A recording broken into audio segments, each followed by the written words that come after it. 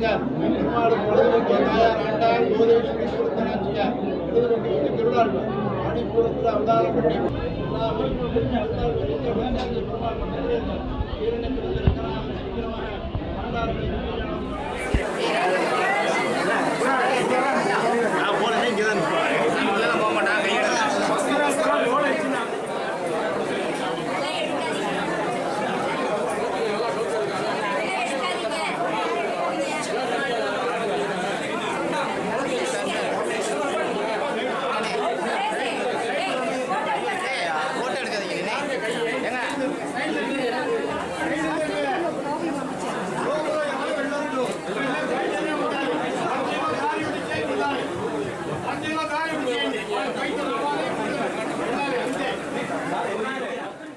இளையராஜா என்பவர் ஒரு இசை கடவுள். கடவுளுக்கு கோயிலுக்கு போகணுங்கிற அவசியமே இல்லை. இளையராஜா அவர்கள் எங்கே போனாலும் அதுவே அவரே ஒரு கடவுள், ஒரு கோயில் தான். ஆனால் அவர் என்னவோ உள்ள விடலை, கோயிலுக்குள்ள விடலை அப்படிங்கிற மாதிரி ஒரு சர்ச்சை வந்திருக்கிறத வன்மையாக கண்டிக்கிறேன். ஏன்னா கருவறைக்குள்ள எந்த ஜாதியுமே போக முடியாது. அது ராஜா சாரா இருந்தாலும் சரி, யாரா இருந்தாலும் கருவறைக்குள்ள போக முடியாது. கருவறைக்குள்ள அர்ச்சகர்கள் மட்டும்தான் போக முடியும். இவ்வளவுதான் மேட்டர்.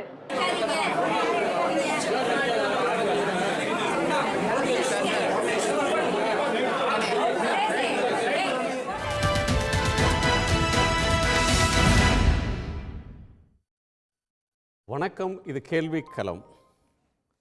ஸ்ரீவில்லிபுத்தூர் கோயிலில் இசைஞானி இளையராஜா அனுமதிக்கப்படவில்லை. அர்த்த மண்டபத்திற்குள் சென்று தரிசனம் செய்வதற்கு அவர் அனுமதிக்கப்படவில்லை. அது அந்த கோயிலினுடைய மரபு என்று விளக்கம் தரப்பட்டிருக்கிறது. எனக்கு எந்த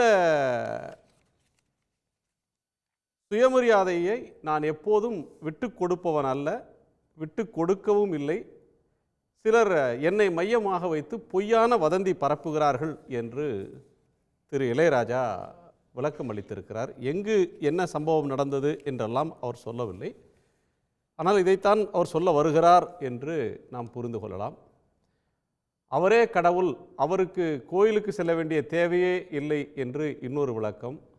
ஜாதி காரணமாக அவர் தடுக்கப்படவில்லை என்பது இன்னொரு தரப்பு பதில்.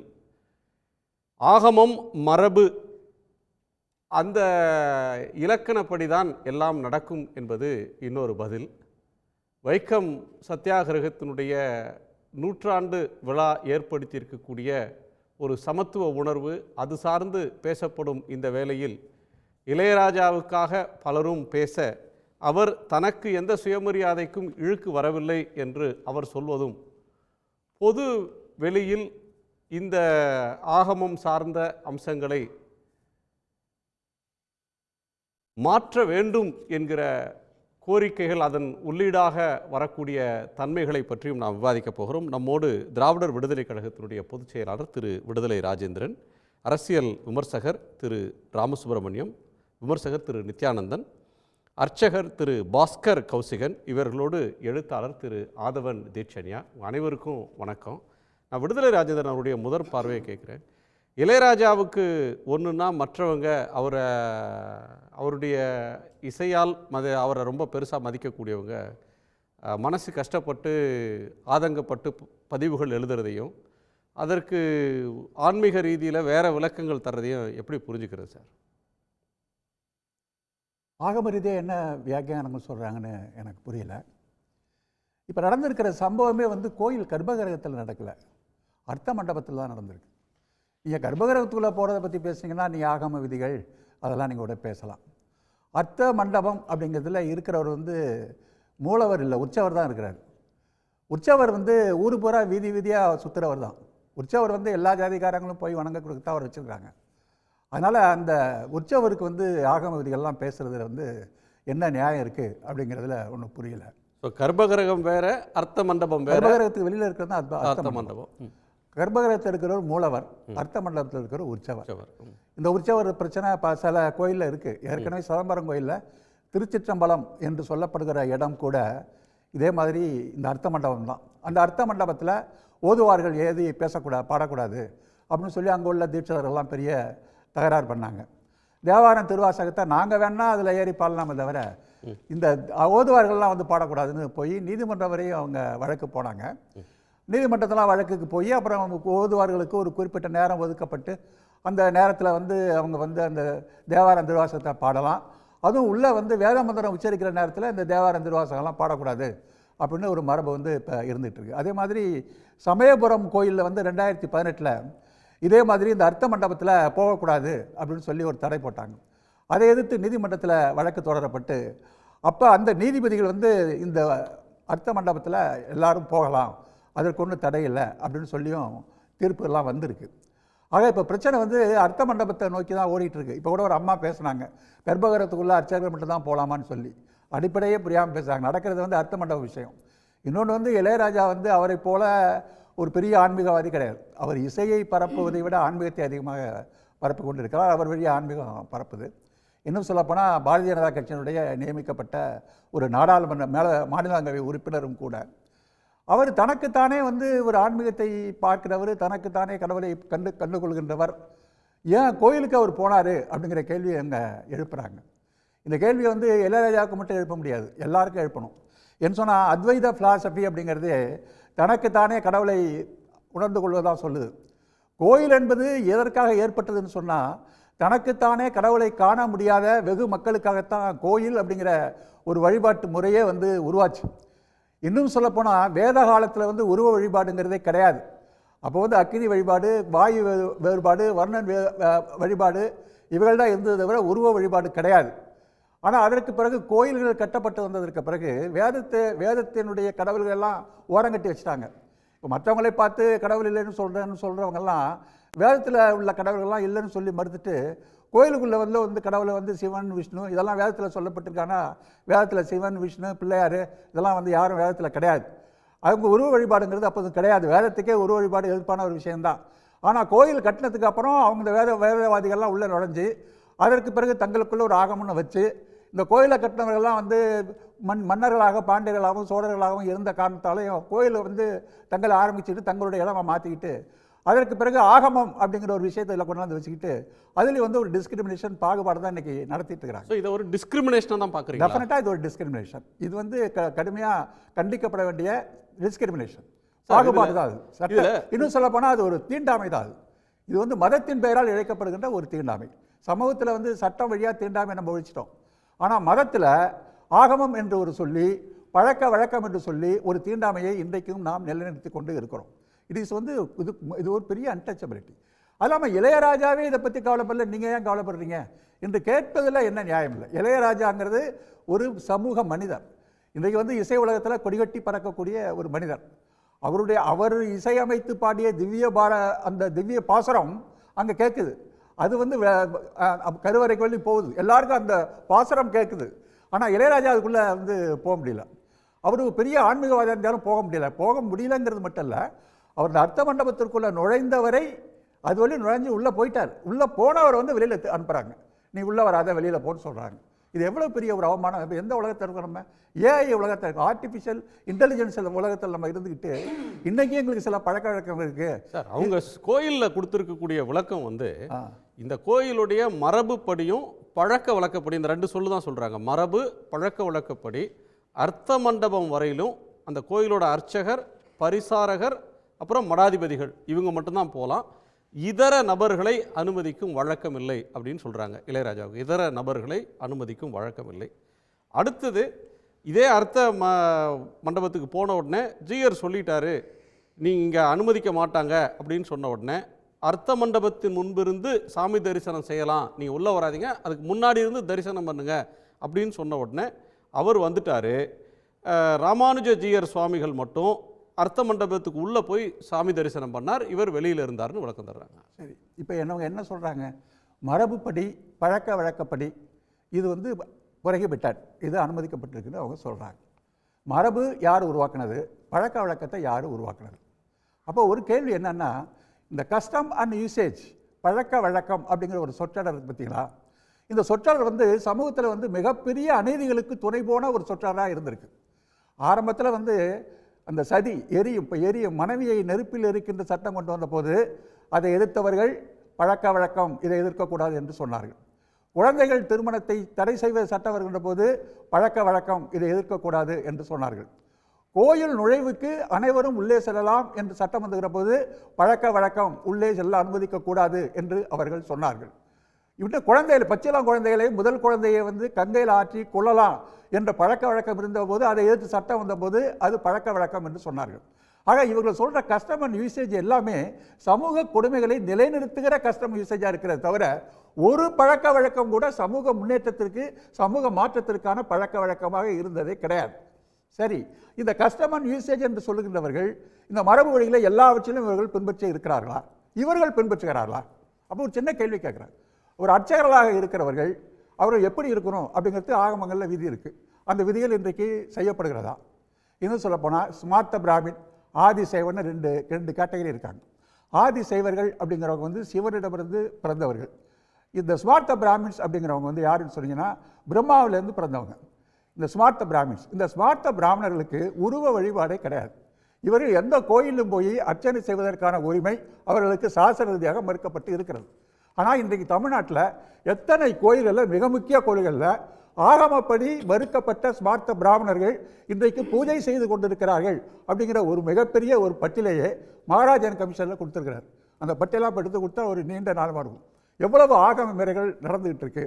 ஆகம பூஜை வேற, வேத பூஜை வேற.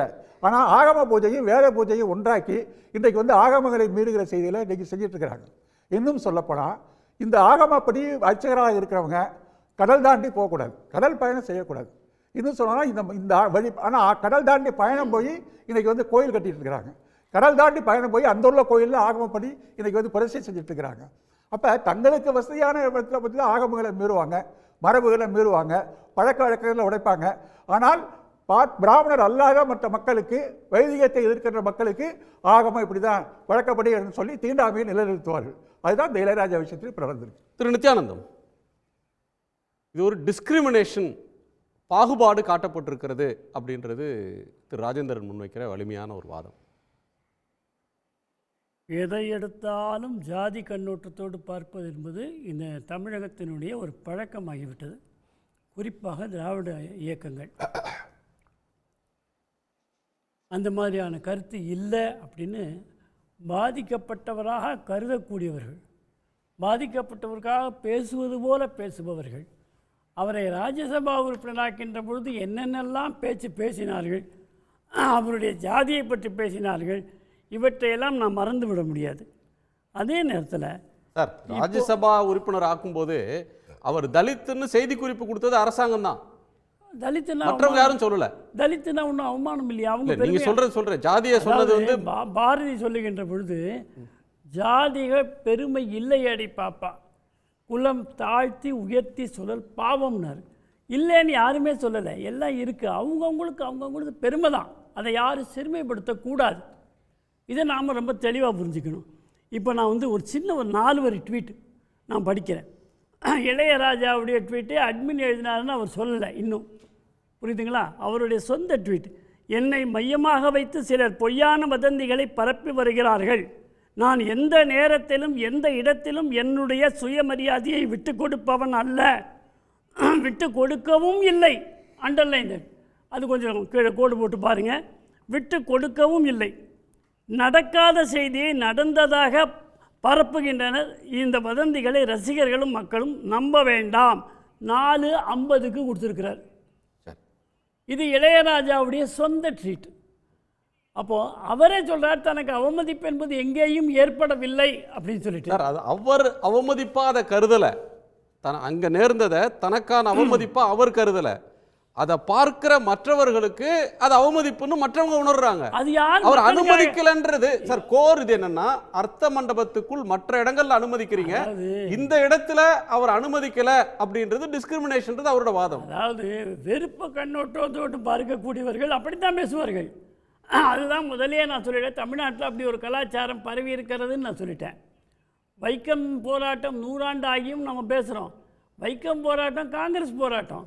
அதில் 20வது ஆளாக தான் 19 பேர் கைதான பிறகு பெரியார் போனார். திருப்பி அதை நான் ரொம்ப நேரம் பேச வேண்டியது. வைக்கம் பத்தி நிறைய டாக்குமெண்ட்ரி போட்டிருக்கோம். என்னாலும் இன்னும் பேசிட்டு இருக்கோமே. அவர் வைக்கம் இல்ல நீங்க சொல்றது பொய். வைக்கம் வீரர்னா அவர்தான். வைக்கம் வெற்றி விழாவுக்கு ஓராண்டு கழிச்சு ஒரு வெற்றி விழாவுக்கு தலைமை தாங்கினவர் பெரியாரு. கேட்கறதுக்கு 2 முறை ஜெயில இருந்தவர் பெரியாரு. வைக்கத்தோட ஸ்பிரிட்டுக்கு வாங்க சார். 20வது ஆளா 19 பேர் கைதான பிறகு டைக்ரெஸ் பண்றீங்க. இல்லைங்க, அது திராவிட கழகம் செய்தது மாதிரி பேசுறாங்க. இல்ல மக்களுக்கு சொல்றேன். பெரியார் கலந்திருக்கிறாரு, அவர் மனைவி கலந்திருக்கிறாங்க, அவர் தங்கை கலந்திருக்கிறாங்க. பெரியார் தான் 2 முறை சிறைக்கு போன ஒரே தலைவர் அந்த சத்தியாகிரகத்துல. போராட்டத்தை களவாடியது திராவிட கழகம் சார். அவருக்கு அப்ப திராவிட கழகமே இல்ல சார், அப்ப காங்கிரஸ் தான் சார் இருந்தது. ஆமா ஆமா. அவர் கலந்துட்டாரா இல்லையா? ஆமா. அவர் வைக்கத்துக்கு போனாரா இல்லையா? காங்கிரஸ் தலைவரா கலந்துட்டார். அவ்வளவுதானே உங்களுக்கு பிரச்சனை. தீகாவே 44 தானே வருது. 24 நடந்த போராட்டத்துல தீகா எப்படி கலந்துக்க முடியும்? தீகா தானே பேசிட்டு இருக்கோம் சார். இல்ல 44ல உருவான திராவிட கழகம் எப்படி 24 போராட்டத்துக்கு தலைமை தாங்க முடியும்? இப்போ அர்த்த மண்டபத்துக்குள்ள அவர் போ, அதுக்கு வாங்க. அது விடல. இப்படி எல்லாம் பேசுறாங்க. நம்முடைய பாண்டிய நாட்டினுடைய பழக்கம் பேசுறாங்கிறாரு. பார்க்குறான்ல விடல. பாண்டிய நாட்டினுடைய கோயில்களில் உள்ள பழக்கமே அர்த்த மண்டபத்துக்குள்ள அங்கே பூஜை செய்யக்கூடியவர்களும் அர்ச்சனை செய்யக்கூடியவர்களும் மட்டுமே தான் போக முடியும். அப்படி ஒரு விதி அவர்கள் அமைத்திருக்கிறார்கள். அந்த விதி இளையராஜாவுக்கு அங்கே யார் விதி அமைச்சா? நான் பேசுற போது நீங்க சொல்றீங்களா விளக்கம்? நீங்க குறிப்பெடுத்துக்கு பேனா இருக்கு, பேப்பர், சரி காகிதம் இருக்கு, எழுதிக்கங்க. நான் என்ன தவிர பாண்டிய நாட்டுக்கு ஒரு விதி, சோழ நாட்டுக்கு வேற ஒரு விதி. ஒவ்வொரு கோயிலுக்கும் அந்த மாதிரியான விதி இருக்கு. அதுலயும் குறிப்பாக இந்த பாண்டிய நாட்டிலே அனைத்து கோயில்களும் இந்த விதி இருக்கு. இந்த விதியின்படி போகும்போது அது இளையராஜா ஜிஆர் எல்லாரும் பேசிட்டு தான் உள்ள போனாங்க. அந்த காணொலியெல்லாம் இருக்கு. பேசிட்டு தான் உள்ள போனாங்க. உள்ள போகும்போது அந்த படிக்கட்டின் மீது இளையராஜா இருக்கும்போது அது இங்கத்து பழக்கம் இல்லை என்று சொன்ன உடனே அவருக்கு தெரியலை அப்படின்னு சொல்லி அவர் இறங்கி நின்றுட்டார். அதற்கு பிறகு அவருக்கு மாலை மரியாதைகள் எல்லாமே செய்திருக்காங்க. இதே ஜியர்கள் செய்திருக்காங்க. பார்ப்பனர்கள் அங்கே பூஜை செய்யக்கூடிய பார்ப்பனர்கள் அவருக்கு பூர்ண கும்ப மரியாதை கொடுத்து தான் அழைத்திருக்கிறார்கள். அர்த்த மண்டபத்துக்குள்ள உள்ள விட்டாங்களா இல்லையா? வெளியில போக சொன்னாங்களா இல்லையா? யாரையுமே விட மாட்டாங்க. இளையராஜா இல்லை. உங்களுக்கு என்ன அவங்க கொடுத்திருக்கிற விளக்கமே இதர நபர்களை அனுமதிக்கிற வழக்கம் இல்லைன்னு ஒரு லைன்ல முடிச்சிட்டாங்க சார். வேற நபர்கள் அர்த்தம். இதரன்ற தமிழ்ல என்ன சொல்லு? இதர ஜாதின்னு சொல்லுவாங்க. இதர ஜாதின்னு விளக்கம் தான் கேட்கிறேன். மற்றவங்க எல்லாம் என்ன சொல்றாங்கன்னா, ஜியர்கள்லாம் ஆகம விதி அனுமதிக்கலன்னு சொல்றாங்க. ஐயா வந்து பாண்டிய நாட்டு விதின்னு சொல்றாங்க. இந்த பாண்டிய நாட்டு விதிக்கும் ஆகம விதிக்கும் என்ன தொடர்பு இருக்குன்னு விளக்குனா நல்லா இருக்கும். எனக்கு பேசுவதற்கு உரிமை இருக்கா இல்லையா? நீங்க குறிப்பெடுத்து பதில் சொல்லுங்க. பாண்டிய நாட்டுக்கும் ஆர்எஸ்எஸ்க்கு என்ன தொடர்புன்னு என்ன அர்த்தம்? நீங்க தானே பேசுங்க. ஆர்எஸ்எஸ் இல்ல சார், ஆகமத்தை கேட்கிறார். ஆகம விதிக்கும் அங்கத்து பழக்க வழக்கங்கள் அதுதான் ஆகமம். பாண்டிய நாட்டுக்கு தனி ஆகமமா? இல்லைங்க, அப்படிதாங்க பழக்கம் இருக்குங்க. அப்புறம் நீங்க கேட்டு தெரிஞ்சுக்கங்க. தெரியலன்னா உங்களுடைய வழிக்கெல்லாம் வர முடியாது. நீங்க அத்தாரிட்டி இல்ல, நீங்க அதற்கு சொந்தமானவர்கள் அல்ல, உங்களுக்கு கடவுளே கிடையாது. நீங்க எது ஆகமம் சொல்றதுக்கு உங்களுக்கு என்ன தகுதி இருக்கு? உங்களுக்கு சம்பந்தம் இல்லாத விஷயம் இதெல்லாம். சமூக நீதி கடவுள் இருக்குன்னு சொல்லிட்டு போன இளையராஜாவுக்கே ஆகமத்தை சொல்லி இல்லைன்ட்டாங்க சார், வராதீங்கன்ட்டாங்க. இளையராஜா இன்னும் ஒரு படி அதிகமாக நான் சொல்லுகிறேன். ஸ்ரீரங்கத்தினுடைய கோபுரத்தின் 8வது படி, 8வது கோபுரத்தினுடையது இளையராஜா இசை கச்சேரிகள் அதிலே சம்பாதித்து தான் கொடுத்தார்கள். அங்க நடத்தலையே, அங்க உடலையே அவரே. அங்கேயும் சில விதிமுறைகள் இருக்கு. அதை கட்டுப்படுத்தான் இளையராஜா அவ்வளவு பெருசா கொடுத்துட்டாருங்கிறதுக்காக உள்ள விட மாட்டாங்க. அதே மாதிரி ஆண்டாளுடைய கோவில்களில் கூட யார் வேண்டுமானாலும் உள்ளே போகலாம் என்பது அல்ல. பிராமணர்களானாலும் கூட மயிலாப்பூர் கோயிலில் பூஜை செய்யறவனா இருந்தாலும், பெருமாள் திருப்பதியில் பூஜை செய்யக்கூடியவனா இருந்தாலும் கூட போக முடியாது. ஆண்டாளுடைய சன்னிதியில் அவ்வளோ ரிஜிடா ஏன் சார் வச்சுக்கணும்? இப்போ ஆன்மீகத்தில் இப்போ முத்துன பழுத்த ஒரு ஆன்மீகவாதி இளையராஜா மாதிரி இருக்கக்கூடியவங்களுக்கு ஒரு ரிலாக்ஸேஷன் தரலாமே. ஆகமத்தில் வந்து அப்படி ஒன்றும் ரிஜிடா இருந்தது. இளையராஜா ஆன்மீகவாதின்னு நீங்கள் ஏற்றுக்கிறீங்க. அதில் என்ன சந்தேகம்? இல்லைங்க, சந்தேகம் எனக்கு இல்லைங்க. எனக்கும் சந்தேகம் இல்லை. ஆனால் பலர் ஆன்மீகவாதியாக பலர் அவர்களை ஏற்றுக்கொள்ளக்கூடியவர்கள் இருக்காங்க. எங்களையும் விடுன்னு சொல்லுவாங்க. அந்த அவரை விட்டா மற்றவங்களும் கேட்பாங்க. உடை தெரியப்படும், அந்த பழக்கம் உடை தெரியப்படும். ஏன்னா அவங்கள நீ எப்படி மறுப்பீங்க? மறுக்க முடியாது. அதனால இளையராஜாவுக்கு ஒரு கன்செஷன் கொடுத்தா மற்றவங்களும் அந்த கன்செஷன் கேட்பாங்க. கேட்டா ஜனநாயகத்தில் முடியாது சொல்ல முடியும். அவருக்கு மட்டும் கொடுப்பீங்களா? என்ன சார், கருவறையில தான் விடல, அர்த்த மண்டபத்தில் விடலாம்ல. யாருடைய பள்ளிக்கூடத்தில் யாருங்க ரூல்ஸ் போடுறது? யாரோ நடத்துகிற பள்ளிக்கூடத்தில் நீங்க என்ன ரூல்ஸ் போடுறீங்கன்னு கேட்கிறேன். கட்டினது யாரு சார்? மன்னர்கள் காலப்பட்டதுக்கு இவங்க ரூல்ஸ் போடுவாங்க. என்னது மன்னர்கள் கட்டின கோயிலுக்கு நீங்க ரூல்ஸ் போடுவீங்க. இல்ல ஆனா யாரோ கட்டினது அறநிலையத்துறைன்னு பழனியில போகவே கூடாதுன்னு சேகர் பாபு அடம் பிடிச்சு உள்ள போயிருக்கிறாரு. நாளைக்கு ஸ்ரீவில்லிபுத்தூருக்கும் போவாரு. ஏன் சேகர் பாபு போக கூடாதுன்றதுக்காக இப்ப இளையராஜாவே போக கூடாதுன்றீங்களா? அவர் அப்படிதான் அராஜகம் செய்யக்கூடியவர்கள் என்ன வேணா செய்வாங்க. இளையராஜா ஒரு அமைச்சரை போய் எப்படி சார் அராஜகம் பண்ணாருன்றீங்க? அவரு ஆன்மீகத்துல ஈடுபாடு கொண்டவர் தான் சார். யார் வீட்டு வேணா போயிடலாமா? போனா என்ன தப்பு? அவர் கருவறைக்குள்ளேயா போயிட்டாரு? எப்படி போலாம்? ஏன் கருவறைக்குள்ளேயா போயிட்டாரு? இல்ல பழனியில உள்ளே என்ன சொன்னீங்க? கர்ப்பகிரகத்துக்கு தான் இந்த ஆகமம் பொருந்தும். இப்ப அர்த்த மண்டபத்துக்கு கொண்டு வரீங்க. ஒரு நிமிஷம் சார். இல்ல நான் முடிச்சிடுறேன். இல்ல ஒரே செகண்ட் சார். ஒரே செகண்ட் சார். ஒரு செகண்ட் ராஜேந்திரன், ஒரே செகண்ட் ப்ளீஸ். அதாவது பழனி கோயிலை பத்தி இவங்க சொன்னாங்கல்ல, பழனி கோயில்ல ஆரம்பத்தில் வந்து அர்ச்சகர்களாக இருந்தவங்க பூரா வெறும் பண்டாரங்கள் தான். திருமலை நாயக்கர் மன்னர் காலத்தில் அவருடைய தளபதி ஒருத்தர் நேராங்கிறது வந்து இந்த பண்டாரங்கள் கையில் நான் பூஜை வாங்க மாட்டேன்னு சொல்லிட்டு நேராக மதுரைக்கு போய் அடுத்த நாளே பண்டாரங்களை பூரா அகற்றி விட்டு ஐயர்களை மட்டும் கொண்டு வந்து போட்டார். அங்கே ஆகமம் மீறப்பட்டது, பண்டாரங்கள் ஒழிக்கப்பட்டாங்க.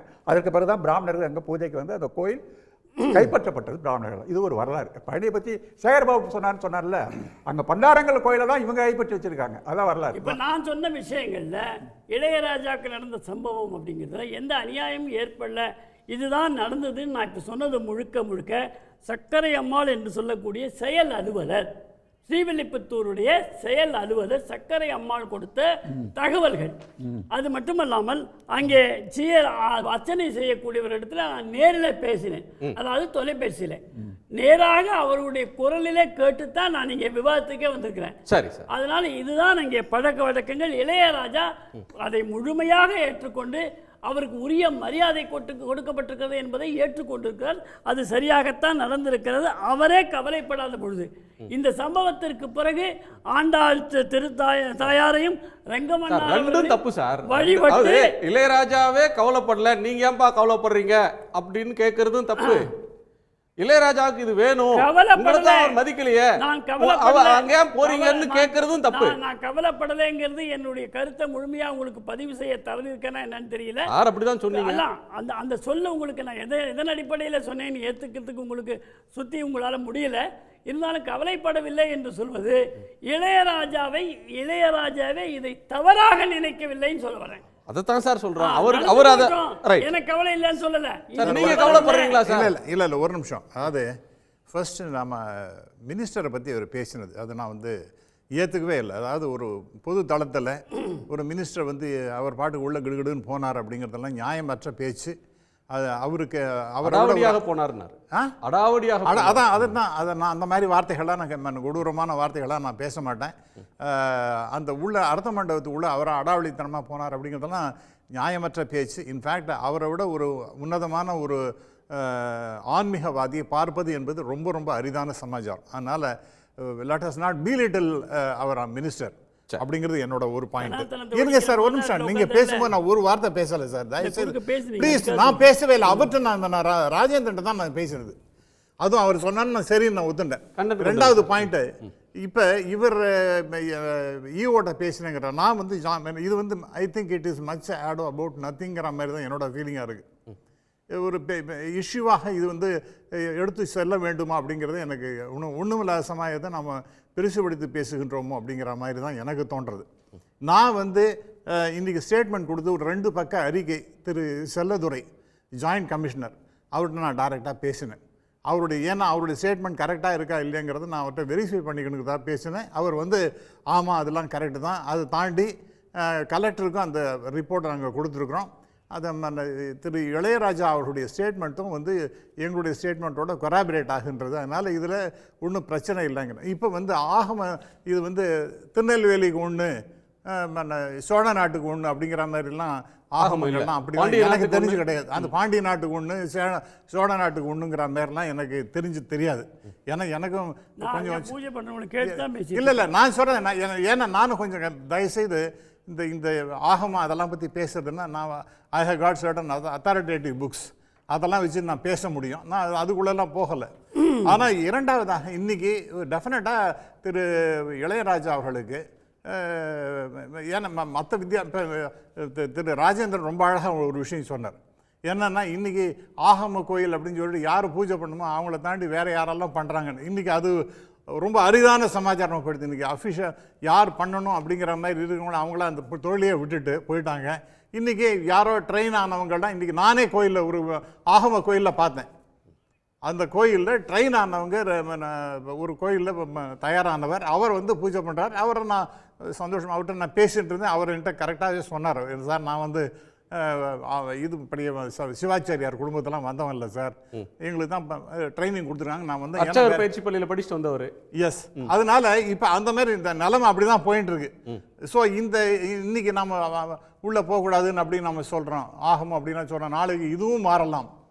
ஏன்னா இப்போ காலங்கள் மாறும்பொழுது இந்த காட்சிகளும் மாறக்கூடிய அர்த்த மண்டபத்துக்கு உள்ள போகிறது அப்படின்ற ஒன்று, அர்த்த மண்டபம் வரலையும் போகிறதுன்ற ஒன்று வந்து 3 பேருக்கு தான் ரைட்டு. மடாதிபதிகள், பரிசாரகர், அர்ச்சகர்ன்ற 3 பேர் இல்லை.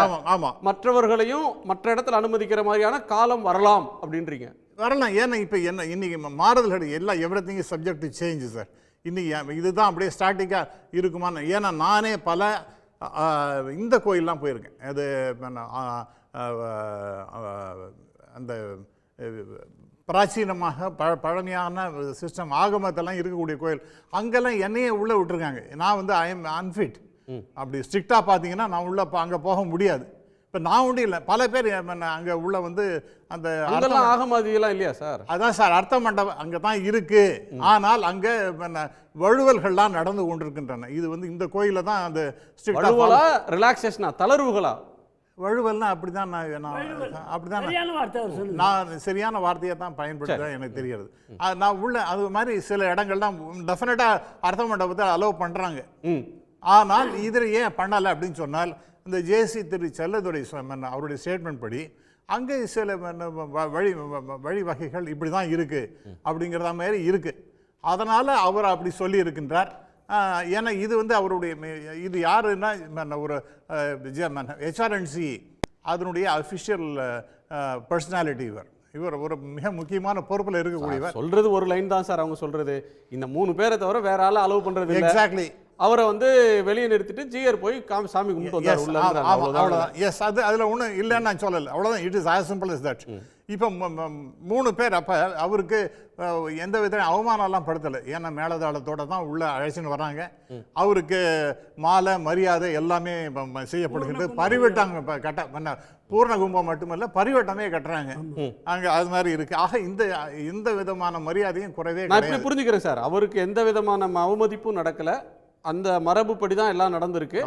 மரபும் எல்லா கோயிலையும் ஒரே மாதிரி இல்லை, சில இடங்கள்ல அதுல மாறுதல்கள் இருக்கு. எதிர்காலத்தில் இந்த மரபும் கூட தளர்வு வரலாம், வருவதற்கு வாய்ப்பு. இளையராஜாவுக்கு கிடைக்காத வாய்ப்பு அவரோட வழித்தோன்றலுக்கு எதிர்காலத்தில் கிடைக்கலாம். இருக்கலாம். சரி சார், மற்றவங்களுடைய கருத்தை கேட்டுறேன். திரு ஆதவன் தீட்சண்யா, இந்த சர்ச்சையை நீங்க எப்படி புரிஞ்சுக்கிறீங்க?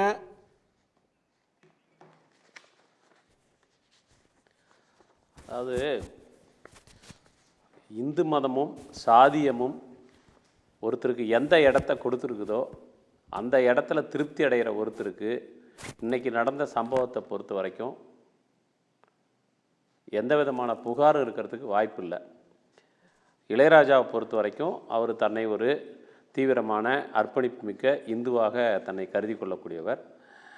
காஞ்சி மூத்த சங்கரர் கேட்டுக்கொண்டதுக்கு இணங்க ஸ்ரீரங்கம் ரங்கநாதன் கோயிலுக்கு 21 லட்ச ரூபா, அவங்க கேட்டதே 8 லட்சம் தான் கேட்டாங்களாம். ஆனால் இவர் 21 லட்சம் செலவழித்து கோயில் கட்டி கொடுத்த ஒரு நிதி திரட்டி, அப்பையும் ஒரு அவமதிப்பு நடந்ததாக வந்தது.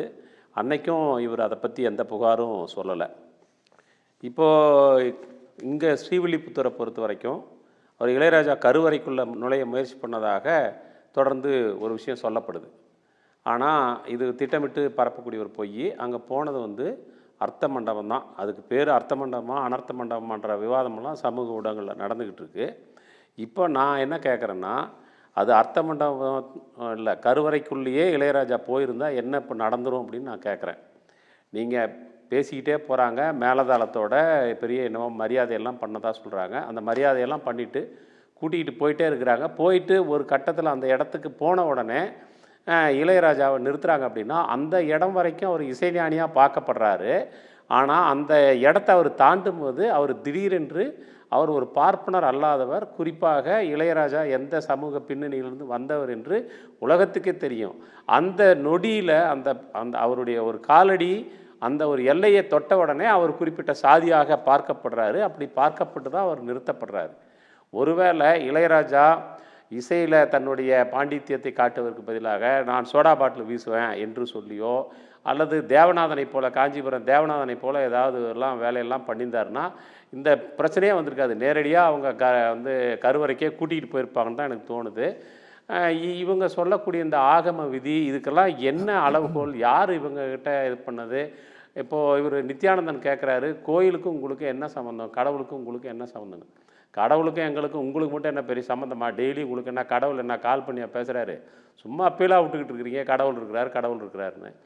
ஆனால் கோயிலை பொறுத்த வரைக்கும் அது பொது சொத்து. இந்த நாட்டில் இருக்கக்கூடிய ஒவ்வொரு கோயிலினுடைய ஒவ்வொரு அங்குலத்திலும் எங்களுடைய முன்னோர்களுடைய உழைப்பு, செல்வம், கட்டிடக்கலை அறிவு, நுணுக்கம், கலையம்சம் அத்தனையும் அதில் இருக்குது.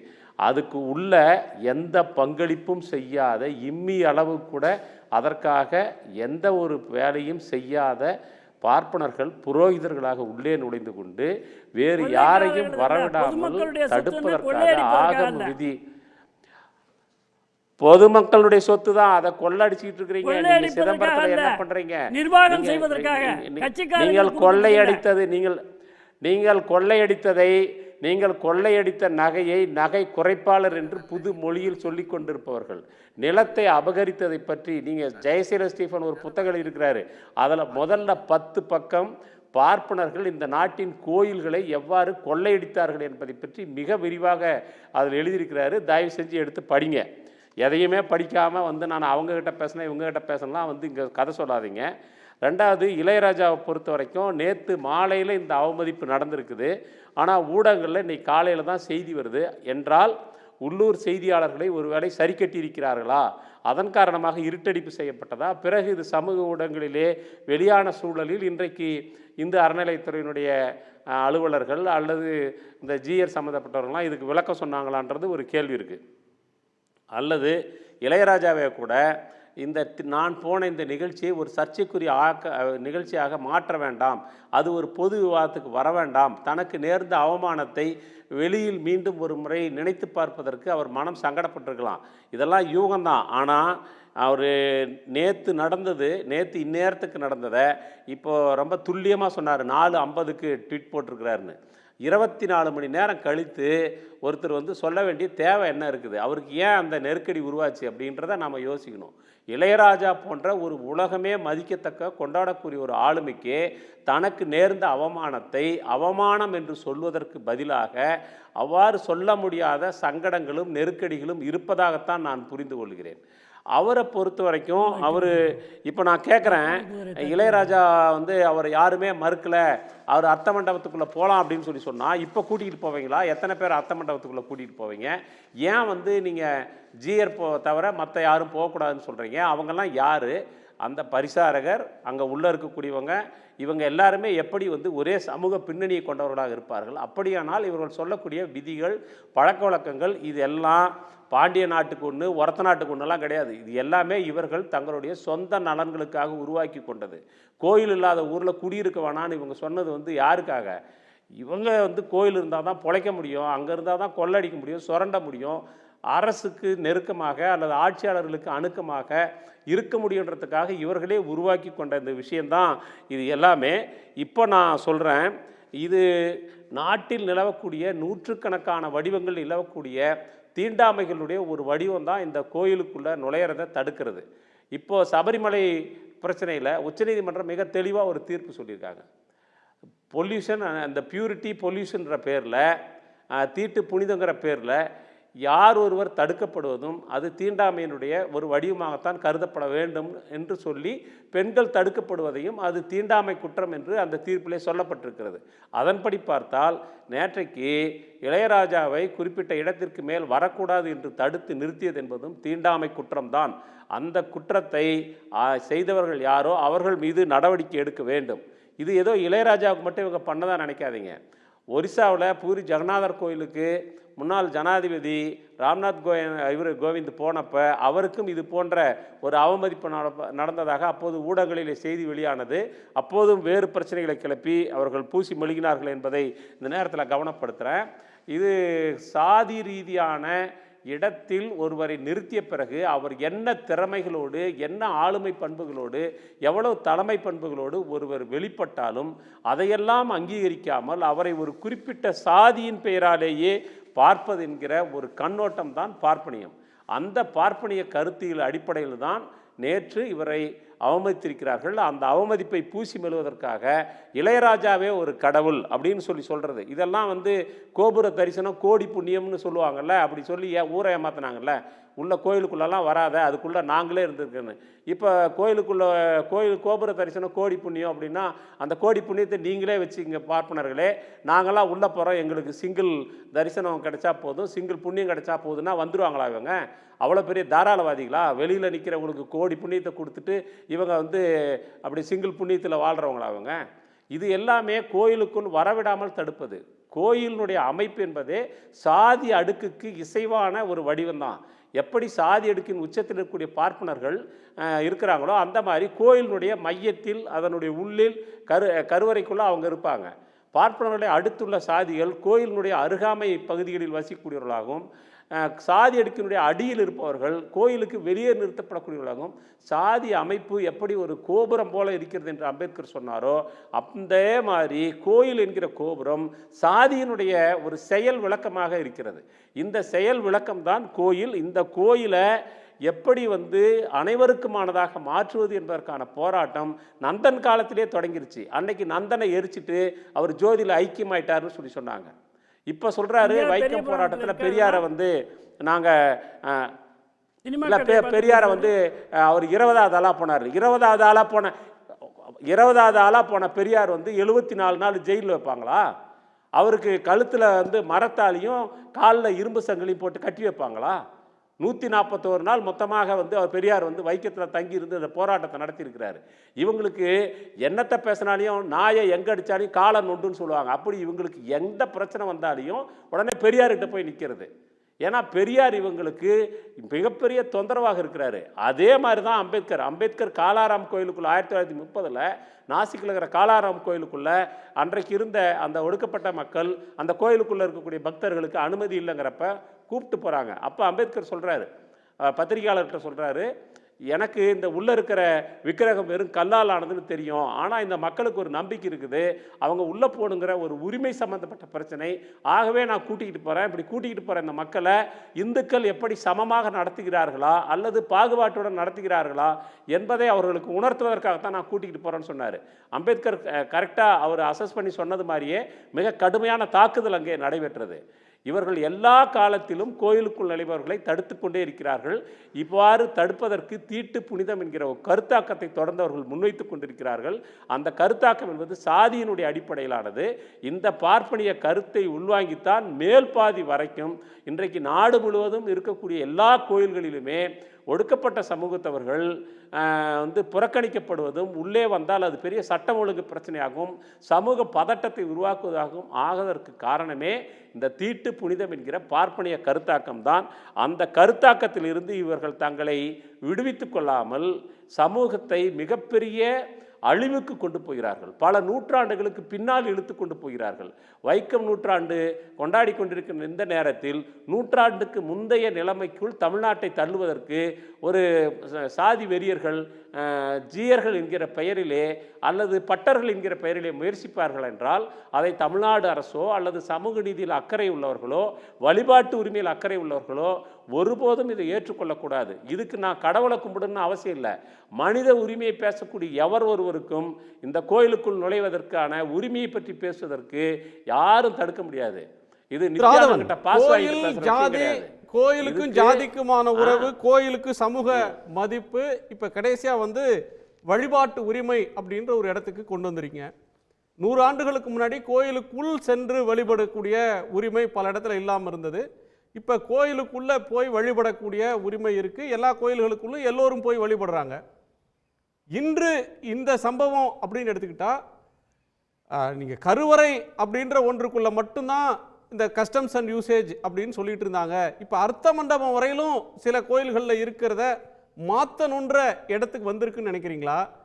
இல்லை வழிபாட்டு உரிமை இருக்கு, மற்ற இதை ஸ்ட்ரெச் பண்ற ஒன்றுக்கு தான் ரெசிஸ்ட் பண்றாங்கன்னு புரிஞ்சுக்கணுமா? இல்லை, நீங்கள் ஒவ்வொரு கோயிலினுடைய பிரச்சனை உருவாகும் போது பாருங்கள், அந்த கோயிலில் ஒரு குறிப்பிட்ட சாதிய பின்புலத்தில் உள்ளவர்கள் அந்த கோயிலை எது வரைக்கும் எதற்கெல்லாம் பயன்படுத்துகிறார்கள். நீங்கள் சிதம்பரத்திலே கிரிக்கெட் ஆடுவதற்கு பயன்படுத்துவாங்க, அல்லது வேறு சில இடங்களில் வேறு பல அனாச்சாரமான விஷயங்களுக்கெல்லாம் பயன்படுத்துகிறார்கள். ஆனால் உண்மையில் பக்தி ஈடுபாட்டுடன் அந்த குறிப்பிட்ட கடவுள் மீது நம்பிக்கை வைக்கக்கூடியவர்கள் வந்தால் நீ இந்த இடத்தோடு நின்று கொள்ள வேண்டும் என்று சொன்னால் அந்த இடத்தோடு நின்று கொள்ள வேண்டும் என்று தடுப்பதற்கான அதிகாரத்தை இவர்களுக்கு யார் கொடுத்தது? இவர்கள் சொல்லக்கூடிய ஆகமம் என்பது கடவுளும் இவர்களும் சேர்ந்து உருவாக்கியதா, இல்லை அந்த கோயிலுக்கு சம்பந்தப்பட்ட எல்லா பக்தர்களோடும் கலந்து பேசி உருவாக்கினதா? யார் யாருக்காக உருவாக்கியது? இவர்கள் தங்களுக்காக தாங்களே உருவாக்கி வைத்துக்கொண்டு மற்ற யாரும் அதிலே உள்ளே நுழைய விடாமல் தடுப்பதற்காக மரபு பழக்க வழக்கம் என்று சொல்லுகிறார்கள். இவர்கள் சொல்லக்கூடிய பழக்க வழக்கம் என்பது யாருடைய பழக்க வழக்கம்? இப்படித்தான் கோயிலுக்குள் பல இடங்களில் பூஜைகள், கோழி ஆடெல்லாம் பலி கொடுத்து இரத்த பலியுடன் நடக்கக்கூடிய அல்லது வேறு வகையான படை பொருட்களை வைத்து நடக்கக்கூடிய எல்லா இடங்களிலும் இன்றைக்கு இவர்கள் பிரசாதம் என்கிற பெயரில், மேல்நிலையாக்கம் என்கிற பெயரில் பார்ப்பன புரோகிதர்கள் உள்ளே நுழைந்து அங்கு லட்டும் தயிர் சோறும் புளியோதரையும் கொடுக்குற இடமா மாற்றி வச்சிருக்கிறாங்க. இது கோயில்களுக்குள் ஏற்கனவே நுழைவதற்கு பெற்றிருக்கக்கூடிய வழிபாட்டு உரிமையை படிப்படியாக பழக்க வழக்கம் என்கிற பெயரில் அந்த அடைந்த உரிமையை கொஞ்சம் கொஞ்சமாக நெருக்கி மீண்டும் வளாகத்திற்கு வெளியே நிறுத்துவதற்கான ஒரு முயற்சி நடந்து கொண்டிருக்கிறது. இந்த முயற்சியை நாம் இப்போது சரியாக இளையராஜா இனங்காட்டி கொடுத்திருக்கிறார். அவர் வேணா இதில் அவருக்கு புகார் இல்லாமல் இருக்கலாம். அந்த புகார் இல்லாமல் இருப்பதற்கு அவருக்கு என்ன காரணங்கிறத என்னைக்காவது ஒரு நாளைக்கு நமக்கு சொல்லனாலையும் அவருக்கு தெரிஞ்சிருக்குன்னு தான் நினைக்கிறேன் நான். ஏன்னா அவர் ஞானி, அதை உணரக்கூடியும். ஆனால் நம்ம இங்கே பேச வேண்டியது நான் காலையில் கூட என்னுடைய முகநூல் பதிவில் போட்டேன், இது கண்டனத்துக்குரிய விஷயம். ஒருவேளை இளையராஜாவை இதை கண்டிக்காமல் போனால் கூட நாம் இதில் தலையிட வேண்டும் என்று. இன்றைக்கு வழிபாட்டு உரிமை என்பது மிகப்பெரிய பிரச்சனையாக இருக்கிறது. வழிபாட்டு உரிமை கோரக்கூடிய இடங்களெல்லாம் மிகப்பெரிய சட்டம் ஒழுங்கு பிரச்சனையாகிறது. கண்டதேவியில் இன்று வரைக்கும் பிரச்சனையாகத்தான் இருக்கிறது. ஒவ்வொரு கோயில் நீங்கள் பெயரிட்டு அழைத்தால் நாட்டினுடைய ஒவ்வொரு கோயிலிலும் இந்த பிரச்சனை இருக்குது. அப்போ இந்த கோயில் சார்ந்த இந்த பிரச்சனையில் வழிபாட்டு உரிமை என்கிற மிக அடிப்படையான ஒரு உரிமையை பற்றி நாம் பேசுகிற போது அதை தடுப்பதற்கு இவர்கள் சொல்லக்கூடிய பழக்க வழக்கம் என்பது முழுக்க முழுக்க பார்ப்பனர்களுடைய பழக்க வழக்கம். அந்த பழக்கத்தை எப்படி இந்த நாட்டு மக்கள் மீது இவர்களால் திணிக்க முடியும்?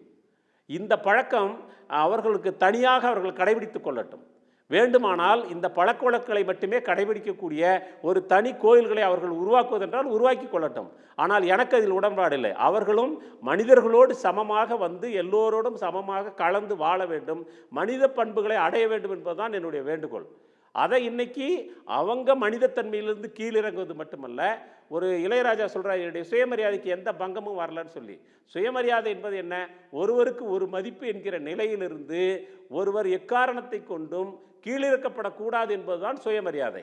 அந்த சுயமரியாதைக்கு ஒரு பங்கம் நேர்ந்ததா இல்லையா என்பதை இன்றைக்கு அவர் விவாத பொருளாக மாற்றி இருக்கிறார் ஒரு ட்வீட் போட்டு. நாம் அந்த இடத்துக்குள்ளே போக வேண்டியதில்லை. ஆனால் ஒருவருக்கு ஒரு மதிப்பு என்கிற நிலையிலிருந்து அவர் ஒரு படி கீழே தாழ்த்தப்பட்டிருக்கிறார், அவர் புறக்கணிக்கப்பட்டிருக்கிறார். அந்த விஷயம் நமக்கு பல விஷயங்களை முன்கூட்டியே அறிவிக்கிறது. பார்ப்பனர்கள் புரோகிதர்கள் என்கிற பெயரில் தங்களுடைய பழக்க வழக்கங்களை ஆகம விதிகள் என்கிற பெயரில் ஒட்டுமொத்த சமூகத்தின் மீதும் திணித்து கோயில்களை தங்களுடைய ஏகபோக சொத்தாக மாற்றிக்கொள்வதற்கும் கொள்ளையடிப்பதற்கும் அவர்கள் முயற்சித்து கொண்டிருக்கிறார்கள். அதுக்கு தொடர்ச்சியாக அவர்கள் முயற்சித்து கொண்டே இருக்கிறார்கள். இதற்கு இந்து அறநிலையத்துறையினுடைய சில அதிகாரிகளும் உடந்தையாக இருக்கிறார்கள் என்று நான் கவலைப்படுகிறேன். ஆகம விதியை பற்றி பேசுறாரு. ஆகம விதியில பெண்கள் கோயிலுக்குள்ள வர்றதுல இவர் எவ்வளவு தூரம் அனுமதிக்கிறாரு? ஸ்ரீவில்லிபுத்தூர் கோயில்ல பெண் சம்பந்தப்பட்ட கோயில், அங்க இருக்கக்கூடிய ஈவோவே சக்கரை அம்மாள் ஒரு பெண்ணு. தொடர்ந்து பேசலாம், தொடர்ந்து பேசலாம். திரு பாஸ்கர், அவருக்கு இருக்கக்கூடிய வயசுக்கு அவர் ஜாதி ஒரு வன்மத்தோடு இப்படி பேசுறதுங்கிறது அது சரியா படலை.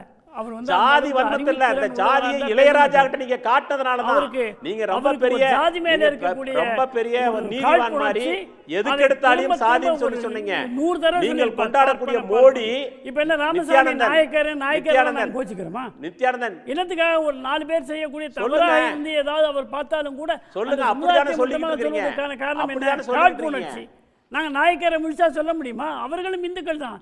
நாங்க யாரையும் விட்டு கொடுக்க மாட்டோம். இப்ப பிரதமர் இவங்களுக்கு வந்து இந்த இந்துக்களை பிரதமர் பிரிக்கணும். தேர்தல் காலத்துல நாங்கள் பிராமணர்களையும் மற்றவர்களையும் பிற்படுத்தப்பட்டவர்கள் சொல்லி பிரிக்கணும். சொன்னாரு. அதற்கான முயற்சி அவர் பிரதமர் பண்ணியிருக்கிறார். பிரதமர் வந்து வெள்ளைக்காரர்களுடைய தன்னை அடிவருடிகள் பிற்படுத்தப்பட்டவர் சொன்னார். அதுக்கு என்ன பண்ணிட்டு சொல்றீங்க? இருப்பாங்க. அதனால இதெல்லாம் வன்மையா வெங்காயம் பூண்டு கண்டிக்கிறேன். சாப்பிடாத அமைதியா இருந்த குடும்பத்திலிருந்து காரணம் வந்தவர்னு அவர் பேசி நிர்மலா முடிக்கட்டும் சீதாராமன் இருக்காங்க. சொன்னாங்களா? அதுக்கு என்ன? நான் ரொம்ப வன்மையா கண்டிக்கிறேன். அவரோட வயதுக்கேற்ற பேச்சு இல்ல அது. அவர் வயசு கம்மியா இருந்து பேசினா ஏத்துப்பீங்களா? இல்ல இல்ல தவறு. என்ன நீங்க என்ன அதெல்லாம் விட ஒரு 50 வருஷம் காழ்ப்புணர்ச்சியை சின்னவர் மாதிரி கொண்டு பேசிட்டு பண்ண இருக்கீங்க போகும். நித்யானந்தன். சமுதாயத்தை சொல்லுங்க, என்ன பிரிக்கிற விஷயம் வேலையை அவர் சொல்லுங்க. பண்ணிட்டு இருக்கிறார். பேசுறதுக்கு ஏன்னா, வயசுக்கும் இளையராஜா மாதிரி ஒரு மூத்தவரை அவமதிப்பதற்கு இருங்க. உங்களுக்கு சற்று வெட்கமில்லை? சுதந்திர போராட்டத்துல பீரங்கி ரெண்டு பேரும் ஒரே இடத்துல பேசினா கேட்காது. அதுக்காக அவர் முடிக்க மாட்டார். சுதந்திர போராட்டத்துல பீரங்கி வச்சு அட்டூழியம் செய்தவர்களுக்கெல்லாம் இந்த பார்ப்பன சமுதாயத்தை சேர்ந்தவர்கள் என்ன தண்டனை கொடுத்தார்கள் என்பதை அவர் படித்து பார்க்க சொல்லுங்க. ஒன்னும் அவ்வளவு கோழைகள் அல்ல அவர்கள். இல்ல நீங்க கோழை இல்லைன்றது எல்லாருக்கும் தெரியும். இல்லைன்னா எப்படி நீங்க வந்து வைக்கம் போராட்டத்துல வந்து ஒரு வாசகத்தை வாசி காட்டணும். நீங்க வைக்கம் எவ்வளவு சும்மா கோழை வைக்கம் இல்லைன்றதை வைக்கம் சொல்றதுக்காக அதைத்தான் வைக்கம் நான் மகாதேவர் முதல்ல கோயில் சொன்னேன், காங்கிரஸ் ஆமைச்சாடி துருத்தி என்ற இடத்திலிருந்து வந்த நித்யானந்தன், ஒரு நிமிஷம் கேளுங்க. நீங்க எவ்வளவு சாத்தியமான கோயில் ஒரு நுழைவு சொல்றேன். போராட்டம் இல்லைங்க, வைக்கம் தெரு மகாதேவர் நுழைவு கோயிலில் போராட்டம். ஆமைச்சாடி துருத்தி என்ற இடத்திலிருந்து வந்த புலையர் குலத்தைச் சேர்ந்த தேவனையும் வைக்கத்தை ஒட்டியுள்ள மூவாற்று புலையைச் சேர்ந்த இளையாத்தினையும் பிடித்து கொண்டு போய் அவர்களது கண்களில் சுண்ணாம்பை தேய்த்து கண்களை குத்தினார்கள் என்று வைக்கம் போராட்டத்தை பற்றி அதிகமாக எழுதிய புத்தகத்திலே குறிப்பிட்டிருக்கிறார். ராஜாஜி சட்டம் ஏற்றிருக்கிறார். எல்லாரும் கோயில் உள்ள போலான்னு. சுண்ணாம்பு மீனாட்சி அம்மன் கோயில்ல வைத்தியநாத ஐயர் எல்லாரையும் கொண்டு போயிருக்காரு. பாஸ்கர், பெரியார் வரலங்க. இதெல்லாம் திரு பாஸ்கர், எல்லாரும் திரு முதல்ல பாஸ்கர், சும்மா ஏதாவது பேசாதீங்க. ஐயா வணக்கம். திரு பாஸ்கர் இன்னொருத்தர் பேசல. அவருடைய கருத்தை கேட்டுறேன். பேசுகிற பாஸ்கர் கௌசிகன். கேட்கிறவன் கேனா என்ன வேணா பேசலாமா? திரு பாஸ்கர் கௌசிகன் 3 விஷயங்களை கேட்கணும். ஒன்று, இளையராஜாவை தடுத்ததற்கான அதிகாரத்தை அவர்களுக்கு கொடுத்தது யார் அப்படின்றது ஆதவன் முன்வைக்கிற ஒரு கேள்வி.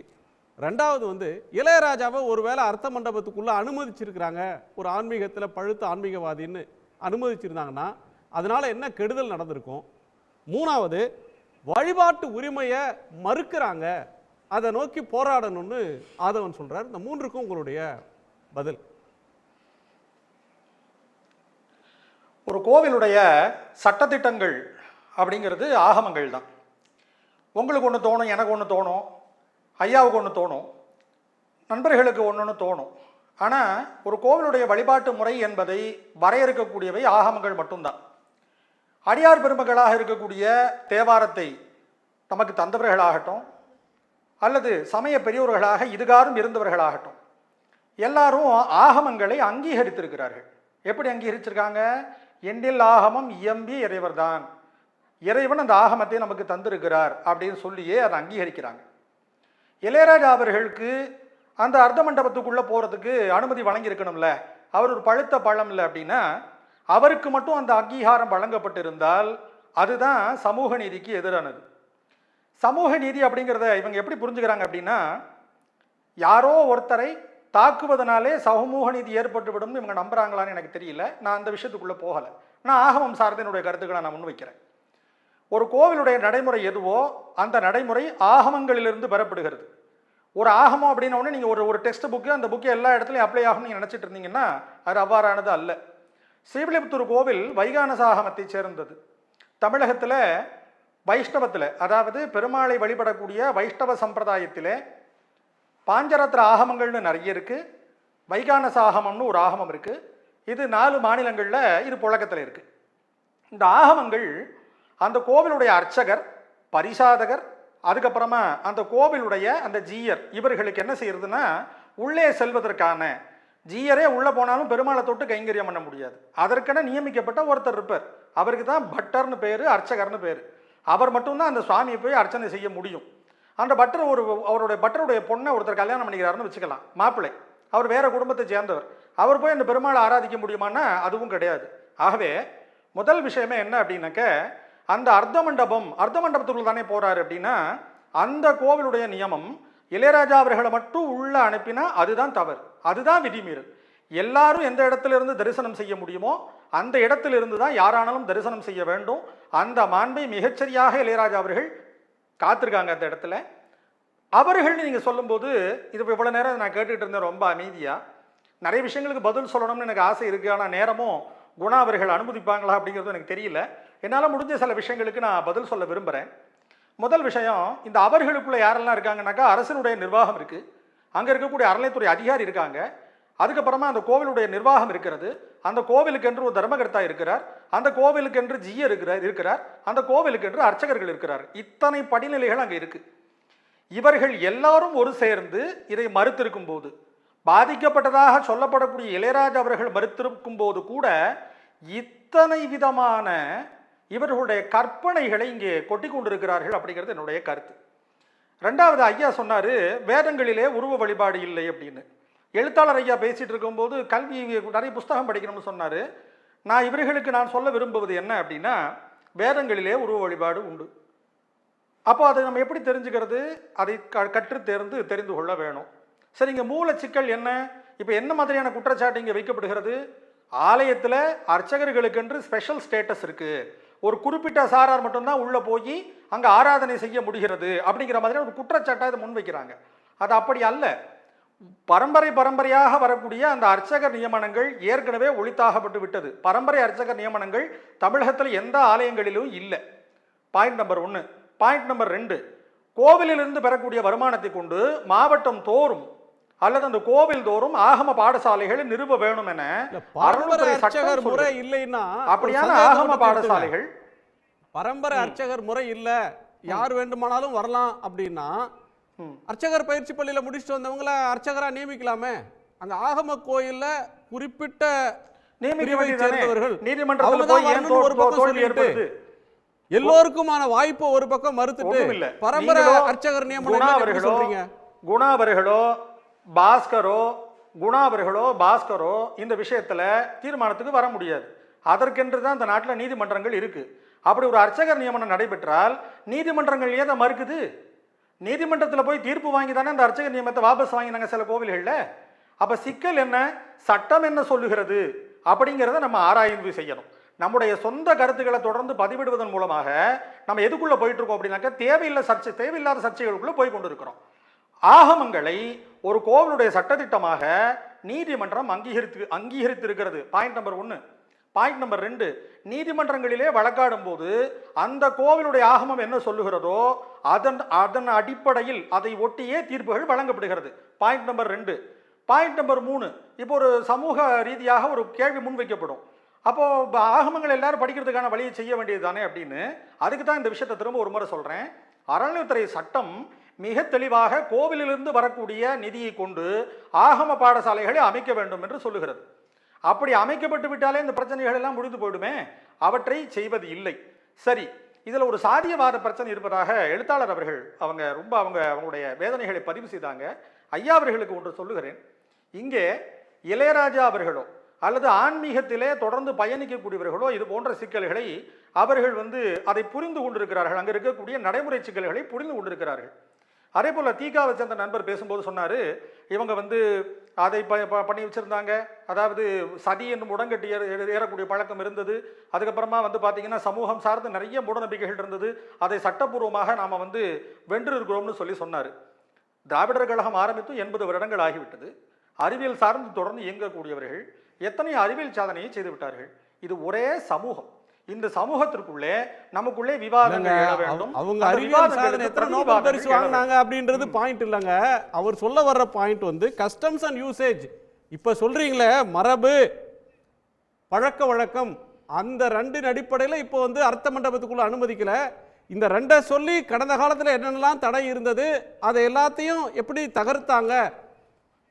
குழந்தை திருமணத்துக்கு இந்த 2 தானே சொன்னாங்க, கஸ்டம்ஸ் அண்ட் யூசேஜ் தானே சொன்னாங்க, தொன்று தொட்டு எங்க சமூகத்தில் இருக்கிற பழக்கம் அப்படின்னு தானே சொன்னாங்க. நீதிமன்றங்கள் திறந்தே இருக்கிறது. இவற்றை நீங்கள் வழக்காட முடியும். அதற்கான அத்தனை வாய்ப்புகளும் உங்கள் முன்னால் இருக்கிறது. இங்க சிக்கல் அதுவல்ல.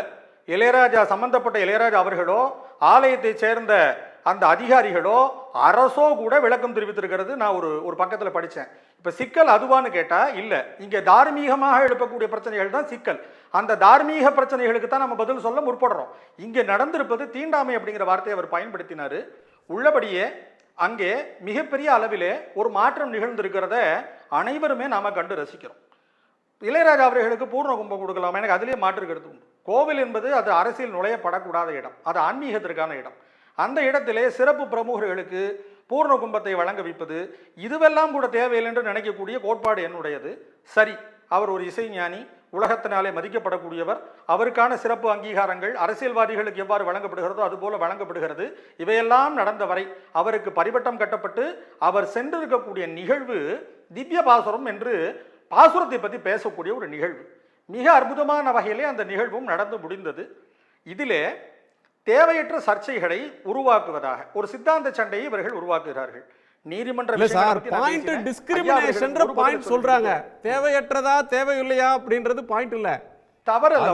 அவருக்கு ஒரு இடத்துல தவறு நுழைவு மறுக்கப்படுது, அது டிஸ்கிரிமினேஷன் ஒரு தரப்பு சொல்லுது, நீங்க இல்லன்றீங்க, அதுதான் ரூல்ன்றீங்க. ஸ்டேட்டஸ் கோ தொடரணும்னு நீங்க சொல்றீங்க, டிஸ்கிரிமினேஷன் மாறணும்னு அவங்க சொல்றாங்க. எது டிஸ்கிரிமினேஷன்னா இளையராஜா அவர்களை மட்டும் உள்ள அனுமதித்து விட்டு மற்றவர்களை உள்ள அனுமதிக்கலைன்னா அதுக்கு பேர் தான் டிஸ்கிரிமினேஷன். நீங்க இதை எப்படி டிஸ்கிரிமினேஷன் சொல்றீங்க? கோவில் தோறும் ஒவ்வொரு லைனா கட்டி விட்டு ஒரு இந்த வரிசையில் 100 ரூபா கொடுத்தா தரிசனம் செய்யலாம், இந்த வரிசையில் 50 ரூபா கொடுத்தா தரிசனம் செய்யலாம், இந்த வரிசையில் 10 ரூபா கொடுத்தா தரிசனம் செய்யலாம்னு சொல்லப்படுவதுதான் டிஸ்கிரிமினேஷன். நீங்க வேறு ஒரு தளத்தில் விவாதம் செய்து கொண்டிருக்கிறீங்க. அங்கே இளையராஜா கூட நின்று கொண்டிருக்கக்கூடிய ஆயிரக்கணக்கான பேர் நின்றுட்டு இருக்காங்க அந்த இடத்துல. நீங்கள் இந்த வீடியோவை பார்த்தீங்கனாலே உங்களுக்கு தெரியும். அங்கே நிறைய நபர்கள் நின்று கொண்டிருக்கிறாங்க. மேல் சட்டை அணிந்த நபர்கள் மேற்கொண்டு உள்ளே போகலை. அப்போ இதில் இவரை மட்டும் உள்ள அனுமதிச்சாதான் அதுக்கு பேர் டிஸ்கிரிமினேஷன் ஆகும் இல்லையா? என்ன புரிதல் இந்த கேள்வி? அனுமதிக்காதது சரி, அனுமதித்திருந்தால் அதுதான் பாரபட்சம்ன்றீங்க. இதையே உங்களுடைய முக்கியமான கருத்தை நான் எடுத்துக்கிறேன். நிறைவு சுற்று சுருக்கமாக உங்களுடைய பாரு. அவர் பேசின சில விஷயங்கள், அதாவது இளையராஜாவை மட்டும் அங்கே அனுமதிச்சுட்டு மற்றவங்களை அனுமதிக்க வேண்டிய நிலைமை வந்துடும், அதுதான் சமூக நீதி, அதுதான் பாகுபாடு அப்படின்னு அவர் சொல்கிறாரு. இளையராஜாவை உள்ளே ஏன் உள்ளே போனவரை வெளியில் ஏன் அனுப்புகிறீங்க அப்படிங்கிறது அவருக்கு உரிமை இல்லை, அந்த இடத்துல நீ நுழையக்கூடாது அப்படிங்கிறதால நீங்கள் அவரை வெளியில் அனுப்புகிறீங்க. நாங்கள் இளையராஜாவை வெளியில் அனுப்பிச்சோம், எல்லாரையும் அதே மாதிரி வெளியில் அனுப்பி வைக்கணும். இளையராஜா மட்டும் வெளில அனுப்புறதுங்கிறது பாகுபாடு. அதாவது தீண்டாமைங்கிறது எல்லாருக்கும் பொதுவானது, அதில் இளையராஜாவுக்கு மட்டும் எப்படி விதிவிலக்கு கொடுக்க முடியும், அதுதான் பாகுபாடு அப்படின்னு சொல்லி தீண்டாமைக்கு ஒரு புதிய விளக்கத்தை அவர் கொடுத்துட்ருக்கிறார். அவர் சொல்கிற பாகுபாடுங்கிறது எல்லாருக்கும் வேணுங்கிறது இல்லை, எல்லாருக்கும் இல்லை, அதுதான் அதை எல்லாருக்கும் இல்லைங்கிறது தான் அவர் பாகுபாடு மறுக்கிறது, அதுதான் அவர் பாகுபாடுன்னு சொல்கிறார். ரெண்டாவது விஷயம் வேதத்தில் உருவப்பாடு இருக்குதுன்னு சொல்கிறார். வேதத்தில் உருவப்பாடு இருக்குங்கிறதுக்கு எந்த வேதத்தில் அதை எடுத்து ஒரு ஆதாரம் காட்ட தயாரா அப்படிங்கிற ஒரு கேள்வியை நான் அவர்கிட்ட திருப்பி கேட்க விரும்புகிறேன். அடுத்து இவங்க வைணவத்தில் இந்த சம்பிரதாயங்கள்லாம் சொல்லிட்டு இருக்கிறாங்க. வைணவத்திலே ஒரு சம்பிரதாயம் இருக்குது. ராமானுஜர் ஒருத்தர் வைணவத்தில் ஒரு பெரிய சமய துறவியாக இருந்திருக்கிறார். அந்த சமய துறவி என்ன பண்ணியிருக்கிறாருன்னு சொன்னால், வேதத்தை எல்லாரும் படிக்கலாம், வேதம் எல்லாருக்கும் பொதுவானது அப்படின்னு அவர் சொன்னார். அவருடைய குருவா பாடம் கற்றுக்கிட்ட திருக்கோட்டியூர் நம்பிக்கிட்ட இவர் போய் வேதத்தை கற்றுக்கிட்டார். அந்த நம்பி என்ன சொன்னார்னா, நான் சொல்லிக் கொடுக்குற அந்த நமோ நாராயண வேதத்தை யார்கிட்டமும் சொல்லிடாத, சொன்னால் நீ நரகத்துக்கு போய்டுவோன்னு சொன்னார்.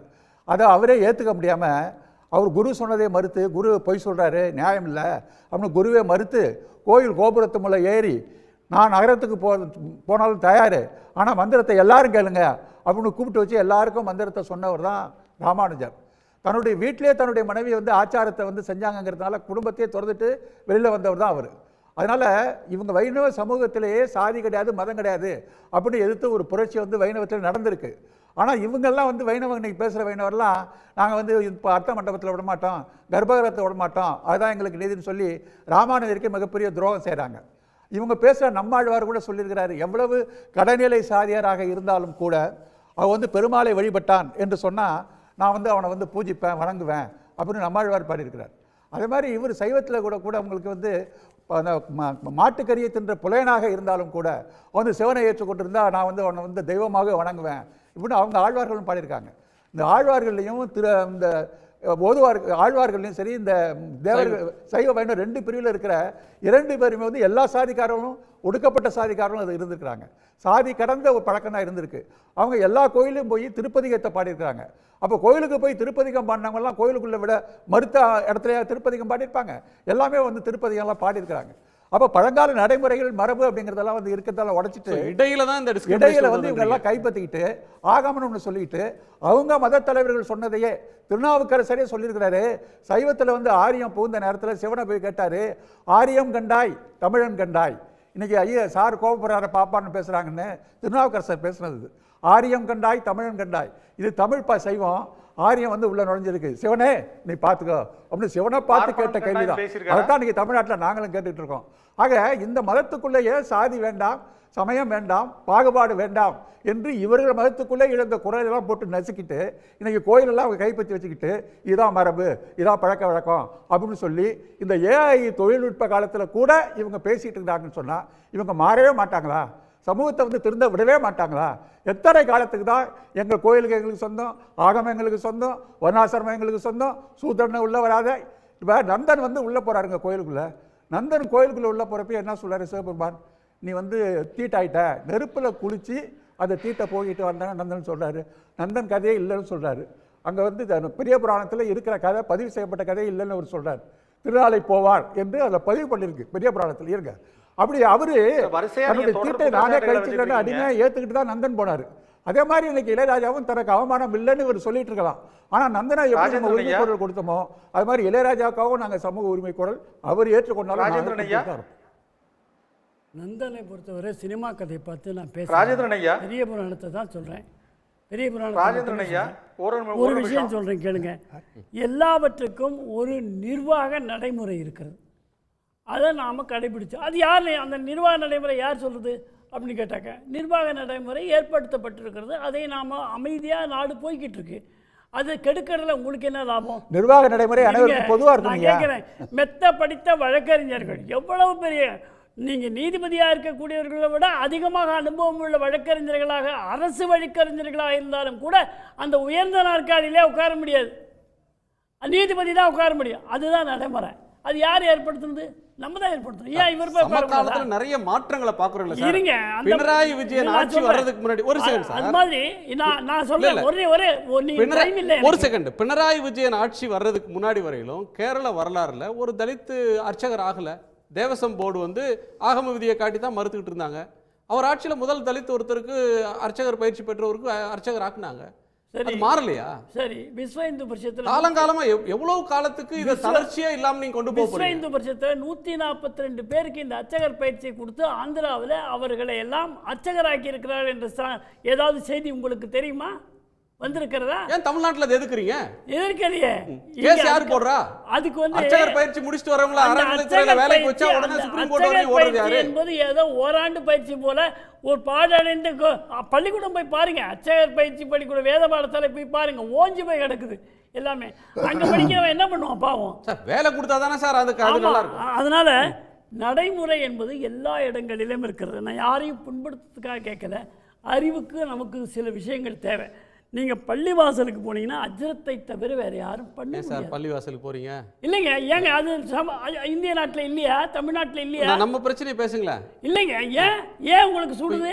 ஏன் யாரும் பாய் யாரும் இல்ல? இல்லைங்க, பாய்கள் யாரும் இல்ல. பாய்க்கு குற்றமா இங்க சொல்லுங்க. இந்து வெர்சஸ் முஸ்லிம் அத மாத்த பாக்குறீங்க. அதுக்காக நான் சொல்லலைங்க.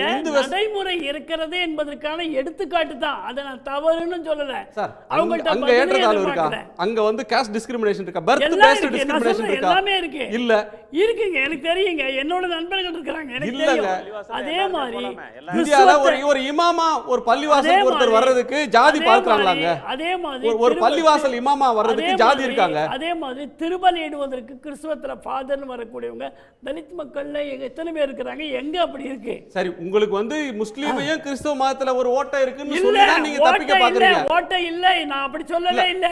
என்ன சொல்ல வரீங்க? நடைமுறை இருக்கிறது, அதை நாம் கெடுத்து விட கூடாது, கெடுத்து விட மாட்டோம். as a religion கிறிஸ்தவத்திலயும் இஸ்லாத்திலயும் பர்த் பேஸ்ட் டிஸ்கிரிமினேஷன், பிறப்பின் அடிப்படையிலான பாகுபாடுன்றது இருக்கா? அவங்க ரிலிஜியஸ் டெக்ஸ்ட்ல இருக்கா? பைபிள்ல இருக்கா? ஏன் இதுல இருக்கா? இந்துக்கள்ல இருக்கா? இருக்கு. எங்க? அதெல்லாம் இருக்கு. இல்ல. இது ஆகமா தானே இருக்கு. நீங்க தப்பு. காட்டுற ஆகமம் வர்ணாசிரமமா தானே தானே சார்? இருக்கு. தப்புங்க. பகவத்கீதையில தானே இருக்கு. வள்ளுவர் சொன்ன மாதிரி பிறப்புக்கும் எல்லா உயிருக்கும் தான் இருக்கு. அதுக்கு அதை எதிர்ப்பா தானே சார் இளையராஜாவை எல்லா இடத்துலயும் விடுங்கன்றோம். இல்ல, பிறப்புக்கும் எல்லா உயிருக்குன்னா அர்த்த மண்டபத்துல இளையராஜா போயிருக்கணும் சார். அதற்காகத்தான் ஒரு ஏற்பாடு அப்படிங்கிறதுக்கு எப்படி புதிய ஏற்பாடு பழைய ஏற்பாடு இருக்கிற மாதிரி இங்க ஒரு ஏற்பாடு இருக்கிறது, நடைமுறை இருக்கிறது. அதை நாம் பின்பற்றணும். நான் போய் இவ்வளவு நீங்க நல்லா பேசுறீங்க, நானும் உங்களோட நல்லாவே பேசுறேன், நான் நெறியாளரா வரேன் ஆகலாமே. அப்படி ஆக முடியாது. தவறு. ஆகலாம். அதுல ஒண்ணும் தப்பு இல்ல. வாதத்துக்காக பேசாதீங்க சார், அப்படி. அதெல்லாம் நீங்க தான் நெறியாளர், நாங்க இங்க கருத்து சொல்ல வந்திருக்கிறோம். அவ்வளவுதான். இந்த இடத்துக்கு தான் சார் அது. நீங்க நெறியாளர் ஆகிறதுக்கு எந்த பர்த் பேஸ் அது டிஸ்கிரிமினேஷன் நான் எதுவும் கிடையாது. யூடியூப் ஆரம்பிச்சு ஆயிக்கலாம், இல்ல சன் டிவில நான் வந்து இன்டர்வியூ அட்டெண்ட் பண்ணிட்டு ஆகலாம். சம்பளத்துக்கு வேலை நான் உங்களோட தடை எதுவும் இல்ல. அங்க வரலாம். ஆனால் இப்போ அப்படி நடல. எனக்கு வேண்டிய போது உடனே போகணும் முடியாது. நான் இப்போ கருத்தாளராக தான் வந்திருக்கேன். நன்றி சார், நன்றி. திரு கௌசிகன், உங்க நிறைவு பார்வை சுருக்கமா. ஐயா வந்து சொன்னார் வேதங்களில் உருவ வழிபாடு இருக்குன்னு நிரூபிக்க முடியுமான்னு. டீக்காக்காரங்க ரொம்ப காலமாக இதை சொல்லிட்டு இருக்காங்க. அவர்களுக்கு தெரிஞ்சுக்கணுங்கிறதுக்காக சொல்கிறேன். யஜுர்வேதத்தில் நிதன பதாந்தகாதி மந்திரங்கள்னு இருக்குது. அதில் நிதன பதஜய நமஹா, நிதன பதாந்திகாடி நமஹா, சிவாடி நமஹா, சிவலிங்காடி நமஹானே வரும் வாக்கியங்கள். உங்களுக்கு சிரிப்பு வந்தாலும் கொஞ்சம் கல்வியை மேம்படுத்தி கொள்ளணும். என்ன காரணம் அப்படின்னா, நான் இதுவும் உங்களை மரியாதை குறைச்சலாக சொல்கிறதுக்காக நான் அதை இந்த வார்த்தையை பயன்படுத்தலை. வேதங்களிலே உருவ வழிபாடு சொல்லாமல் இங்கே ஆலயங்களிலே உருவ வழிபாடு வந்திருக்காது. முதல் விஷயம். இப்போ ஒரு கோவில் அப்படிங்கிறது எதுவோ ஒரு சாமியை போய் கும்பிட போகிற இடம் மட்டும் நினைக்காதீங்க. அது வந்து ஒரு சித்தாந்த நடைமுறை. சித்தாந்த நடைமுறை என்ன? வேதங்களிலிருந்து கிடைக்கக்கூடிய சித்தாந்தங்கள் நிறைய இருக்கு. இங்கே துவைத்தம், அத்வைத்தம், விசிஷ்டாத்வைத்தம் போன்ற சித்தாந்தங்கள் இருக்கிறது. இந்த சித்தாந்தங்களை நடைமுறைப்படுத்துவதற்காக அந்த கோவில்கள் ஏற்பட்டிருக்கிறது. அது ஆகமத்தினால அமைந்த கோவில். ராஜாக்கள் கட்டலாம், நான் போய் திருப்பணி பண்ணலாம், நீங்க போய் திருப்பணி பண்ணலாம், எதுவாக இருக்கலாம். அந்த கோவிலுடைய அதிகாரி ஆகமங்களே. அடுத்த ஒரு விஷயம், நீங்க ரெண்டாவது ஒரு முரண்பட்ட கருத்து சொன்னீங்க. இது போல வந்து வேதங்கள்ல இருக்கு வந்து ஆகமத்துக்கு வேதத்துக்கு என்னங்க தொடர்பு? சவாலை முன் வைக்கிறேன். ஆகமத்துக்கு வேதத்துக்கு என்ன தொடர்பு? ஆகமத்துல இருந்து வந்த விதம் ஆகமம் வேதமும் ஒண்ணா? வேதங்களிலிருந்து வந்த விதம் ஆகமங்களே சொல்லுகிறது. இல்ல நீங்க சொல்லுங்க, வேதமும் ஆகமம் ஒண்ணா? ஆகமங்கள் வேதங்களிலிருந்து வந்தவை என. ஆகமம் வந்து வேதத்துக்கு எதிரானது தெரியுமா உங்களுக்கு? ஆகமங்கிறது வேதத்துக்கு எதிரானதுன்னு தெரியுமா உங்களுக்கு? உங்களுக்கு தெரியுமா? நீங்க ஆகமம் வேதமும் ஒண்ணா? நான் படிச்சிருக்கேனா? சொல்லுங்க. நீங்க ஏதாவது ஆகமம் படிச்சிருக்கீங்களா ஐயா? ஏதாவது பள்ளியில? இல்லைங்க, நான் படிக்க தெரிஞ்சதை கேட்கிறேன். சொல்லுங்க. நீங்க கொஞ்சம் கேளுங்க. வேதமும் ஆகமும் எதிரானது சொல்றாங்க. எத்தனை கருத்துக்கள் முரண்பாடா நீங்க சொன்னாலும் நான் குறுக்க ஒரே ஒரு கருத்து சொல்லி முடிக்கிறேன். நீங்கள் இத்தனை அவதூறுகளை சொல்லும் போது கூட நான் அமைதியாக வேடிக்கை பார்த்தேன். உங்களுக்கும் எனக்கும் இப்ப நடந்து கொண்டிருப்பது விவாதம் அல்ல. இப்ப வந்து கருத்துக்களை பரிமாறிக்கொள்கிறோம். ஆகமத்தை பற்றி கற்றுக்கொண்டு மேற்கொண்டு நீங்க பேசணும். ஆகமங்கள் வேதங்களுக்கு முரணானவை அல்ல. நீங்க ஆகமத்தின் மூலமாக இறைவனை பூஜிக்க வேண்டும் என்றால் கூட வேத மந்திரங்கள் இல்லாமல் உங்களால பூஜிக்க முடியாது. ஆகமத்தின் பேரால தானே சார் இளையராஜாவை தடுக்கிறீங்க. கேள்விக்கு பதில் சொல்றாருங்க, கேட்டார்ல. முடிக்கட்டும் சார். அதெல்லாம் உங்களுடைய நிறைவு பண்ணிடுறேன். உங்களுடைய தனிப்பட்ட விருப்பு வெறுப்புகளுக்காக கோவிலை அரசியல் களமாக தயவு செய்து பயன்படுத்தாதீர்கள். சரி சார், அதவன் சுருக்கமா. வேத மந்திரங்கள் இல்லாமல் கடவுளை வழிபட முடியாதுன்னு சொல்றாங்க. இதுதான் பிரச்சனை. மக்கள் உருவான காலத்திலிருந்து ஏதோ ஒரு வகையான வழிபாட்டு முறை, அது இயற்கை வழிபாடுகளாக இருந்திருக்கிறது, குலதெய்வ வழிபாடாக இருந்திருக்கிறது, சிறுதெய்வ வழிபாடுகளாக இருந்திருக்கிறது. அப்போதெல்லாம் பக்தர்கள் தங்கள் கடவுள்களை நேரடியாக உரையாடி இருக்கிறார்கள், தங்களுடைய பிரச்சனைகளை நேரடியாக முறையிட்டிருக்கிறார்கள். உரிமையோடு தங்களோட வணங்கக்கூடிய தெய்வங்களின் மீது காரி உமிழ்ந்திருக்கிறார்கள், எட்டி உமிழ்ந்து உதைத்திருக்கிறார்கள். அவர்கள் தங்களுக்குள் ஒருவராக தெய்வத்தை பார்த்திருக்கிறார்கள். பார்ப்பனியம் உள்ளே வந்த பிறகுதான், ஆரிய கலாச்சாரம் உள்ளே வந்த பிறகுதான், வேதம் சமஸ்கிருத அடிப்படையிலான இவர்களுடைய வழிபாட்டு முறை வந்த பிறகுதான் இந்த பெருந்தெய்வங்கள், கோயில்கள், இது போன்ற விஷயங்கள் எல்லாம் வந்து அதற்குள்ளே கடவுளுக்கும் பக்தர்களுக்கும் இடையிலே ஒரு புரோக்கராக இருந்தால்தான் நீங்கள் சொல்லக்கூடியது கடவுளுக்கு புரியும் என்று இடைத்தரகர்களாக இவர்கள் உட்கார்ந்து கொண்டு அதை நியாயப்படுத்துவதற்கு கட்டுப்பாடுகளை விதித்து வைத்துக் கொண்டு அந்த கட்டுப்பாடுகளை இவர்கள் நியமம் என்றும் நீதி என்றும் ஆகமம் என்றும் பேசிக்கொண்டிருக்கிறார்கள். ரொம்ப அமைதியா பேசுறதுனால நீங்க பேசுறதெல்லாம் ரொம்ப நியாயம்.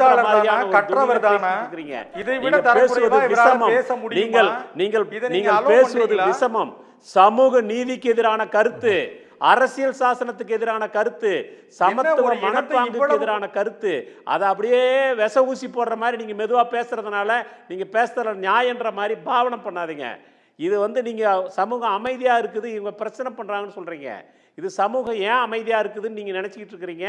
நீங்கள் பழக்கப்படுத்திய ஒடுக்குமுறையின் காரணமாக அமைதியா இருந்தது. ஆனால் இன்றைக்கு பகுத்தறிவு இயக்கங்கள், பெரியார் இயக்கங்கள், அம்பேத்கர் இயக்கங்கள், மார்க்சிய இயக்கங்கள் உருவாகி அந்த சமூக சுடுகாட்டு அமைதியை சீர்குலைக்கிறார்கள். அந்த சுடுகாட்டு அமைதி நிலவக்கூடாது என்று இயக்கம் நடத்துகிறார்கள். மக்களை அறிவூட்டுகிறார்கள், ஆற்றல் படுத்துகிறார்கள். அதை தாங்க முடியாத பொறுமலில் தான் நீங்கள் இன்றைக்கு சமூகத்தின் அமைதி குலைகிறீர்கள் என்று சொல்கிறீர்கள். நீங்கள் சொல்லுகிற அமைதி என்பது சுடுகாட்டு அமைதி. இந்த சுடுகாட்டு அமைதியை நாங்கள் ஒருபோதும் ஏற்றுக்கொள்ள மாட்டோம். பிணங்கள் வேண்டுமானால் சுடுகாட்டு அமைதிக்கு சம்மதப்படலாம் ஒழிய உயிரோடு இருக்கக்கூடிய எந்த ஒரு மனிதரும் அதற்கு ஒப்புக்கொள்ள மாட்டார்கள். நன்றி சார், நன்றி. உங்கள் எல்லோருக்கும் நன்றி. மீண்டும் சந்திப்போம். இது கேள்விக்களம், மக்களின் மேடை.